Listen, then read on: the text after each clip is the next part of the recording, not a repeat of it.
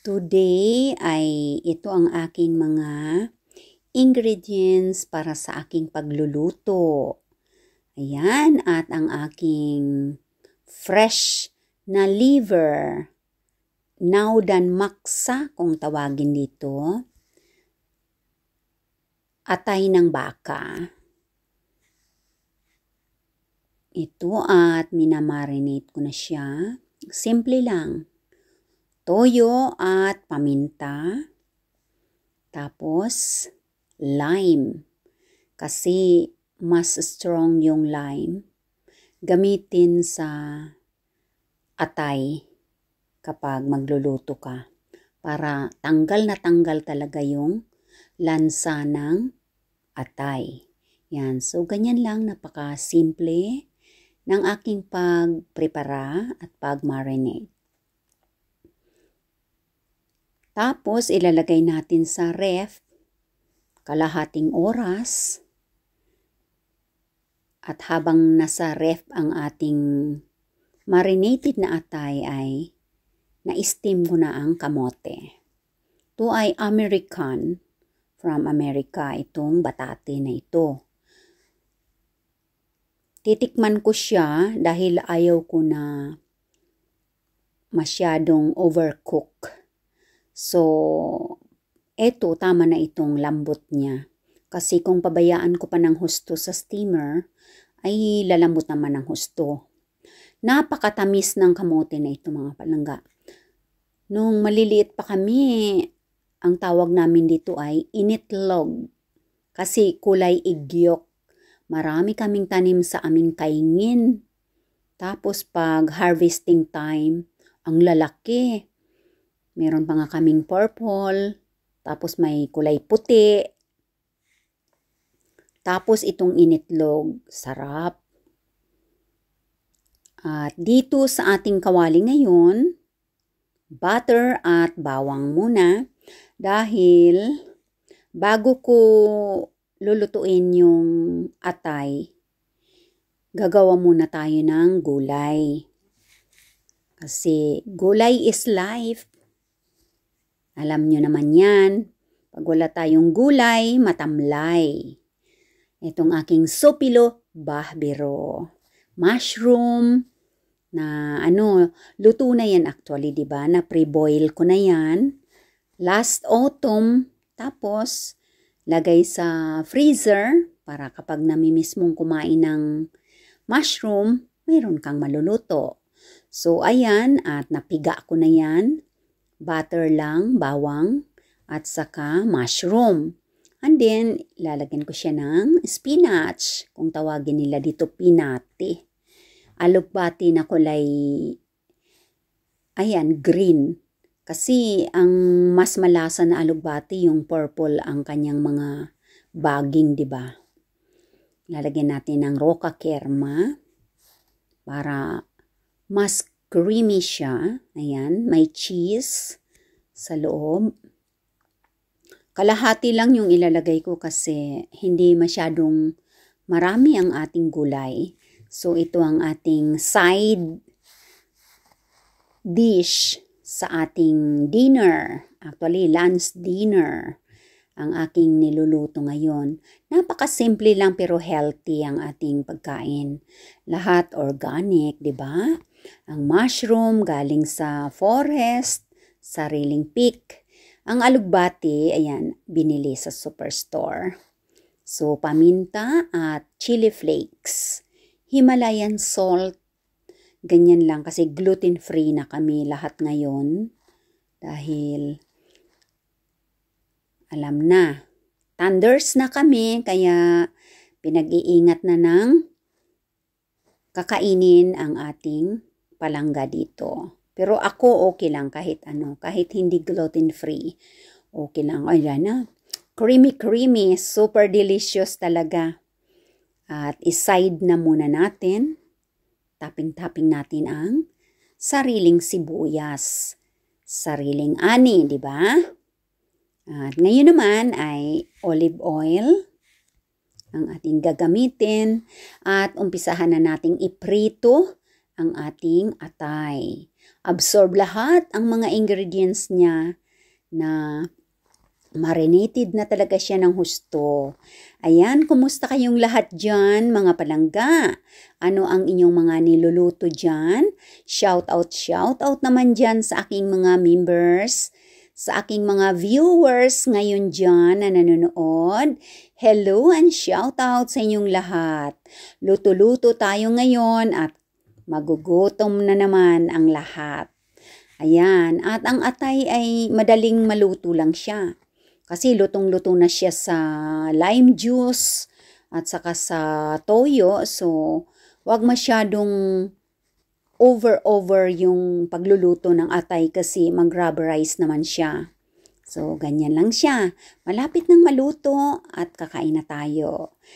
Maya-maya lang, ayan, at shout out ulit sa lahat-lahat, sa mga hindi nakarating dito sa ating premiere, ay replay na lang at maraming salamat syempre sa team replay, sa aking mga members, of course, at sa viewers at sa subscribers.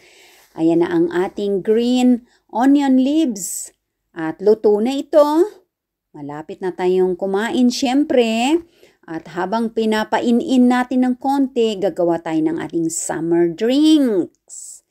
Ayan, simple lang, cold water, malamig na water. At syempre, ang lime, kasi ang lime ay napaka-sarap. Vitamin C and full of energy syempre. Ayan, isang kutsara't kalahati lang ang ating asukal na ilagay para hindi siya masyadong matamis. Kumbaga, tama lang talaga, saktong-sakto, balance na balance ang ating tamis at asim. Okay? Ayan, may slice tayong ilagay dyan at ang ating fresh na mint na sariling tanim rin natin para mabango at lasang mint ang ating summer drinks. Ito ang ating iinumin pag tayo ay kakain na, maya-maya lang. Siyempre, di ba? Sobrang bango. Bakit nga kaya ang mint napakabango? Ang lime napakabango din, di ba, no? Tapos yung kalamansi. Kasi konti na lang yung kalamansi ko, tapos medyo maliliit na yung natira, papahinugin ko pa. Okay, so now ready na ang ating atay ng baka. Natikman na natin na hindi na pinakita sa camera. Super delicious. Tamang-tama lang yung asim niya talaga. Ano lang nga wala nang sukat-sukat yung aking lime juice. Dire-diretso na lang. Pero tamang-tama, saktong-sakto talaga yung lasa niya. Hindi siya masyadong maasim at hindi rin siya masyadong maalat. Tamang-tama lang talaga. Ayan, so syempre ang ating decor, sa taas niyan ay ang purple na sibuyas. And of course, here we go. Kakain na tayo. Plating na. Ready na. Maganda ang ating setting. Ayan. Ang ating atay na ang bango. At syempre ang ating spinach at saka mushrooms na creamy. At ang ating kamote. Ayan. Marami pang matitira. At ang ating summer drinks. Ayan, malamig na malamig syempre. Kahit maulan sa labas. Diba? Summer drinks pa rin tayo. At ito ang aking paborito. Dito lang ito sa Finland. Yung Willys na dito lang ginagawa. Walang ibang gumagawang bansa yan. Kasi dito lang talaga yung nag-origin. Pilit yatang kinokopya, pero syempre hindi makopya. Kasi dito lang talaga yan. Pagkain ng Finnish, bali nila yung jalkenruoka, panghimagas.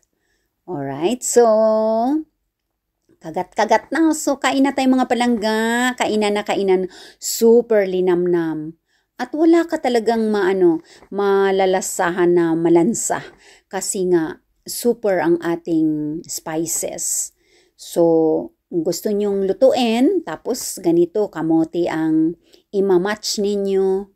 Mushroom, ayan kung walang supilo bahbiro, kasi dito lang siguro yan sa Finland, ay ibang mushroom pwede din naman. And spinach or alugbati, super delicious. Tamang-tama lang talaga yung templada ko. Kumbaga sampat na sampat ang templada mo. Reyna K. Ngangabels.